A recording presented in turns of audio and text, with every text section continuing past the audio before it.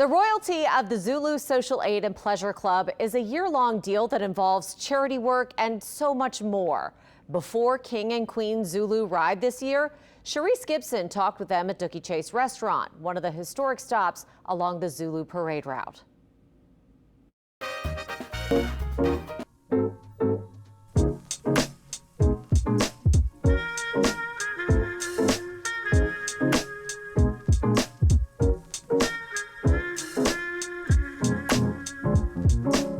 What does Leah Chase not only mean to the Zulu organization, but to you both? I remember running around Leah Chase when I was a kid. I remember when I was working on the Obama campaign, seeing the pictures of Obama coming down and really understanding, like, not only is this important to us, it is important to the country, the work and the heart of Leah Chase. Growing up in high school in the 70s, it wasn't very many places you could go to eat for homecoming dances, proms, winter formals. So Leah Chase was one of the few places us as people of color, as black folks, could go to eat, out as a high school student.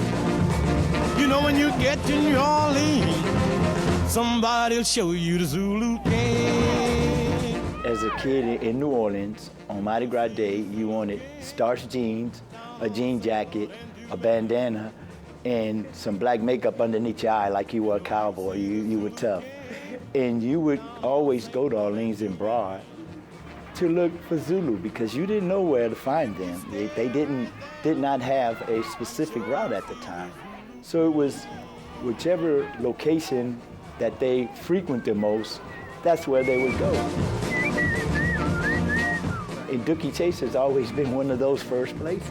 You'd say that you always couldn't find where Zulu was, but they clearly found you both early on in your lifetimes. We were really blessed in my family that both of my sisters were Zulu maids. Both of them had the same Duke. His name was Louis Rainey. And somewhere along the line, my mother and Louis became friends. And in 1996, when Louis Rainey ran for king and won, my mother became the first Queen Zulu to not be from New Orleans. And so even before I became a Zulu maid, I was my mother's handmaid. I was at a St. Augustine football game, and a friend of mine who I went to high school with, we were talking, and he said, "Man, I ride in Zulu." And I said, "Man, can I do that?" And he said, "Sure." He said, "I'll put you in contact with the guys." And from 97 until now, it's been a blast. Obviously, you are elected. Our queen here was selected by you. First, I want to know how you all know each other. How did this, because obviously it's a big deal to select the queen. Part of it has to do with who was her mother's king. One of the reasons is because we both enjoy smiling, and if she had frowned once, then it probably wouldn't have. But I just think laughter is a big part of life, and that's something no one can ever take away from me. I was completely captured by the community work he was talking about, Toys for Tots.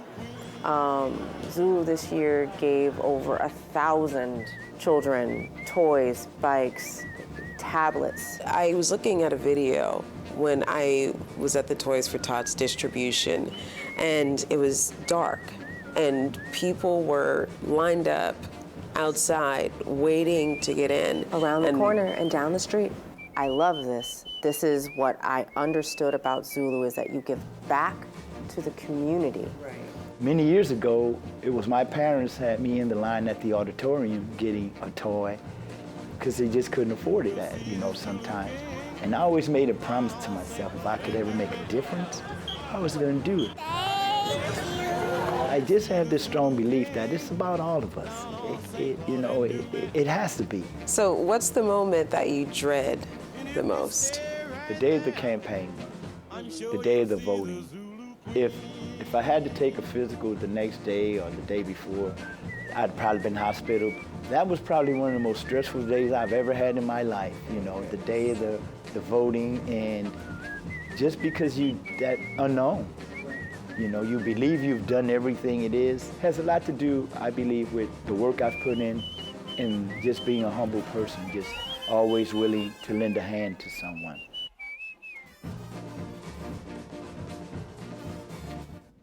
King Zulu and Rex will meet at Spanish Plaza on Monday at the annual Riverwalk Mardi Gras Festival, and Chris and I are going to be hosting that festival this year. You can catch special coverage of it all day long, including a special 4 o'clock show right here on WWL Louisiana. We can't wait.